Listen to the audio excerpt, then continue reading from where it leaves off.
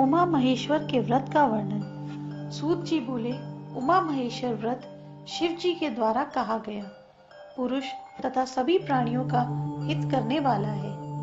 मैं तुम्हारे प्रति कहूंगा, पूर्णमासी में, अमावस्या में, अष्टमी में, चतुर्दशी के दिन रात्रि में हविष्यान्न का भोजन करना चाहिए तथा शिव की पूजा करनी चाहिए। 1 वर्ष तक व्रत करके बाद में सोने की या चांदी की प्रतिमा बनाकर प्रतिष्ठा करें। ब्राह्मणों को भोजन कराकर दक्षिणा दें। रथ में बिठाकर उस मूर्ति को शिवालय तक ले जाएं। इस प्रकार वह शिव सायुज्य को प्राप्त होगा। जो कन्या अथवा विधवा 1 वर्ष तक इस प्रकार का व्रत को करे, वर्षांत में भवानी के साथ प्रतिष्ठा करे तो भवानी की सायुज्य को प्राप्त होती है। अब व्रतों का क्रम महीनेवार कहता हूँ, सो सुनो। मार्गशीर्ष के महीने में नवांग पूर्ण बैल को शिवजी के नाम से छोड़ता है। वह शिव और भवानी के साथ आनंद को प्राप्त करता है। पौष के महीने में त्रिशूल का दान करने वाला, माघ मास में सर्व लक्षण संपन्न रथ को प्रदान करने वाला, फागुन में सोने या चांदी की प्रतिमा बनाकर शंकर के मंदिर में स्थापन करने वाला भवानी के साथ सायुज्य को पाता है। चैत्र मास में शिव, भवानी, नंदी आदि की प्रतिमा तांबे की बनाकर स्थापना करने वाला, वैशाख मास में कैलाश नाम के शिवजी के व्रत को करने वाला, कैलाश पर्वत को प्राप्त करके भवानी के साथ में मोद को प्राप्त करता है।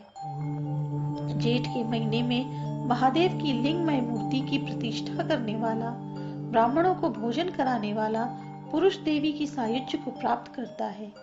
आषाढ़ में पक्की ईंटों आदि से बना उत्तम भवन, संपूर्ण वस्त्र आदि वस्तुओं से युक्त ब्रह्मचारी ब्राह्मण के लिए दान करने वाला पुरुष गौलोक को प्राप्त कर भगवान की सायुज्य को प्राप्त करता है।